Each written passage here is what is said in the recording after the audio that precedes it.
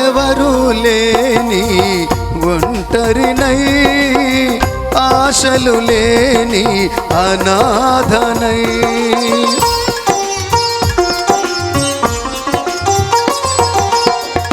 ఎవరు లేని ఒంటరినై, ఆశలు లేని అనాథనై, అలసి ఉన్నాను నన్ను ఆదరించుమా, బలహీనుడనయ్యా నన్ను బలపరచుమా, అలసి ఉన్నాను నన్ను ఆదరించుమా, బలహీనుడనయ్యా నన్ను బలపరచుమా.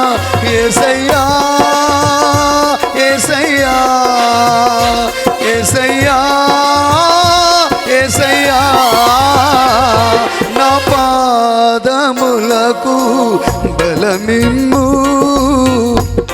నా కన్నులకు వెలుగిమ్ము. ఈరోజు దేవుడు పిలుపు లేకుండా పులిని చూసి వాతలు పెట్టుకునే నక్కలు చాలా ఉన్నాయి. దేవుని బిడ్డ, భ్రమపడకండి, మోసపోకండి. దేవుడు వెక్కిరించబడడు. దైవ పిలుపు, దైవ ప్రత్యక్షత అన్నిటినీ భరిస్తుంది, వహిస్తుంది, సహిస్తుంది. కాబట్టి ప్రియులరా, దైవజనులు ఎంతమంది ఉన్నా సరే, వారు ఒకవేళ దేవుడి చేత పిలువబడిన వారైతే పౌలు వలె వారు నిత్యం ప్రభునందు చనిపోతారు, మరలా ప్రభునందు బ్రతుకుతారు. Praise the lord. చెప్పండి గట్టిగా. సేవకుల యొక్క కష్టం కడుపులో దాచుకొని, వారి కష్టాన్ని కడుపులో దాచుకొని మన ఆనందం కొరకు ఆశించేవారే సేవకులు. సేవకుల యొక్క కష్టాన్ని, మరి వారి యొక్క దుఃఖాన్ని దిగమింగుకొని కన్నీళ్లతో మన కన్నీళ్ళను తుడిచేవాడే సేవకుడు. దేవుని బిడ్డ, సేవకుడికి శ్రమలుండాయి, కష్టాలుండాయని ఎవరన్నా అనుకుంటారు చూడు, వాళ్ళు చాలా పొరపాటు చేస్తున్నట్టు లెక్క. ఒక రోజు సువార్త చెప్పి వస్తున్నప్పుడు నిజామాబాద్ పట్టణంలో నాకు యాక్సిడెంట్ అయింది. యాక్సిడెంట్ కావడం వల్ల ఈ కాలు విరిగింది. నేను దేవుణ్ణి అడిగిన, ఎందుకు పర్మిషన్ ఇచ్చినావు ప్రభువా, ఎందుకు నాకు యాక్సిడెంట్ జరిగింది?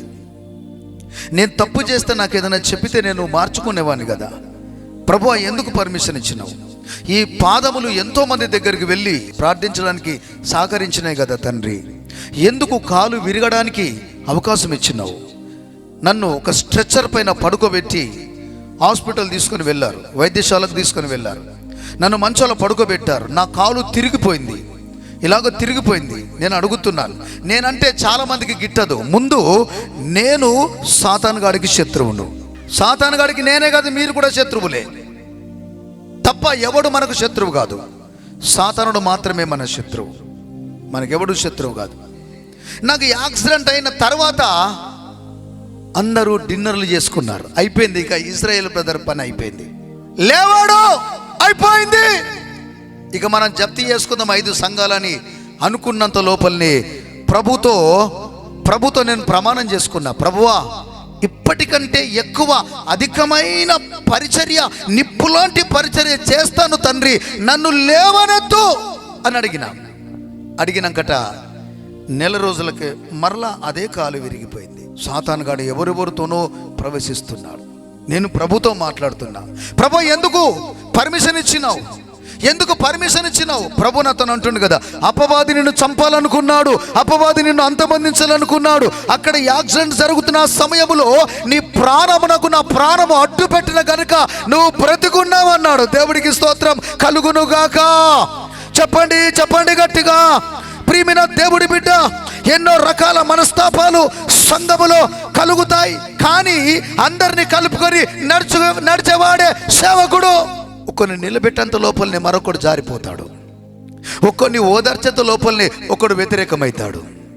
వాటన్నిటినీ భరించుకుంటూ సహించుకుంటూ అందరినీ సమానంగా ప్రేమించేవాడే దేవుని సేవకుడు. సేవకుడు అంటే కలెక్టర్ కాదు, సేవకుడు అంటే కాలు మీద కాలు వేసుకొని ఊపేవాడు కాదు. సేవకుడు అంటే దేవుడి జీతగాడు, దేవుడి పనివాడు. Praise the lord. చెప్పండి గట్టిగా, చెప్పండి గట్టిగా. దేవుని బిడ్డ దయచేసి గమనించండి, సేవకుడు అంటే దేవుడి చేత పిలువబడినవాడు. దేవుడి పనివాడు మాత్రమే మీ పనివాడు కాడు. దేవుడి చెప్పింది మీకు చెప్పేవాడే సేవకుడు. దేవుడు ఏం చెబుతాడో దాన్ని చెప్పేవాడే సేవకుడు. అనగా సంచి నింపుకోవడానికి సందర్భాన్ని బట్టి మారేవాడు కాదు సేవకుడు. ఏ ఎండకు ఆ గొడుగు పట్టేవాడు కాదు సేవకుడు. రాజకీయ నాయకుల వెంట తిరిగేవాడు నా దృష్టిలో సేవకుడే కాదు. ఎందుకంటే నీ యాజకత్వంలో రాజకీయము రాకూడదు, అది దేవుడి అభిష్టి. నీ యాజకత్వములో రాజకీయము రాకూడదు. ఎప్పుడైతే వచ్చిందో నీ పని అయిపోయినట్లే. సేవకుడు ఎన్నో రకాల మనస్తాపాలకు గురైతాడు. సంఘములో అందరినీ కలుపుకొనే బ్రతుకుతాడు సేవకుడు. ఎన్నో ఆటంకాలకు గురి చేయబడతాడు. నిద్ర ఆహారాలు లేకపోయినా చిరునవ్వుతో సంఘ బిడ్డల్ని పలకరిస్తాడు సేవకుడు. దేవుని బిడ్డ, దయచేసి 2 చేతులు మీకు ఎత్తి చెబుతున్నా, ఏ సేవకుడి మీద కన్నెర్ర చేసే ప్రయత్నము చెయ్యకు, లెక్కలో ఉంటావు. దేవుడు వదిలిపెట్టాడు. ఆమేన్.